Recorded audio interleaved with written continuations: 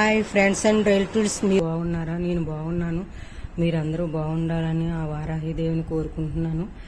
ఈ గుప్త నవరాత్రుల్లోని ఈ రోజు నాలుగో రోజుని కిరాత వారాహి అమ్మవారిలా, మహేశ్వరి అమ్మవారిలాగా మనం పూజించుకోవచ్చు. ఈ అమ్మవారు అందమైన దేవతల రక్షించే దేవత, ఎల్లప్పుడూ మనల్ని రక్షిస్తూ ఉంటుంది. ఒరిస్సాలోని ఎక్కువగా ఈ అమ్మవారిని ఆరాధిస్తారు. అంటే కిరాత వారాహినిగా ఆరాధిస్తారు. ఈ అమ్మవారు ఎలాంటి విపత్తులైన నుండి మనల్ని బయటపడేస్తుంది. అంటే ప్రపంచానికి సునామీలు, విపత్తులు, భూకంపాలు, అల్లకల్లోలం వీటి నుండి రక్షిస్తుంది ఈ అమ్మవారు.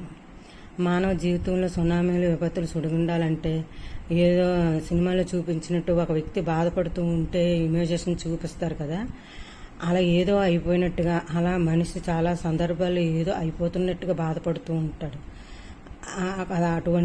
అటువంటి బాధల్ని దరిచేరకుండా కాపాడుతుంది ఈ అమ్మవారు, కిరాత వారాహి అమ్మవారు. ఈ అమ్మవారిని పూజించటం వలన అదృష్టం వస్తుంది, సమృద్ధం కలుగుతుంది, ముఖ్యంగా దైవభక్తి పెరుగుతుంది. బాగా పూజలు చేసే స్త్రీలు ఉంటారు కదా, నా భర్త చేయలేదు, నా పిల్లలు భక్తి లేదు, నా భర్తకు భక్తి లేదు అని అంటారు కదా, అలాంటి వాళ్ళు ఈ పూజ చేశారంటే ఇంట్లో కుటుంబ సభ్యులందరూ భక్తి భావనతో ఉంటారు. ఈరోజు ఈ అమ్మవారికి చక్కెర పొంగలి, పెసరపప్పు అన్నం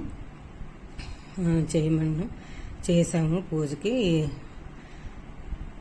మామూలుగా ఎప్పుడు నిత్యము పానకం పెడతాను, కొబ్బరికాయ, అరటిపళ్ళు ఇవన్నీ కామనే.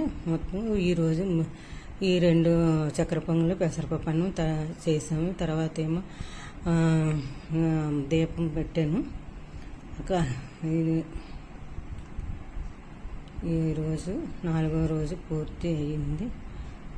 జలదీపం పెట్టవచ్చు అనేసి ఈరోజు జలదీపం పెట్టాను. జలదీపం పెడితే చాలా మంచిది, కుటుంబంలోని సుఖం సౌఖ్యం అన్నీ కలుగుతాయని జలదీపం పెట్టాము. ఈ 4వ రోజు ఈ విధంగా పూర్తి చేసాము.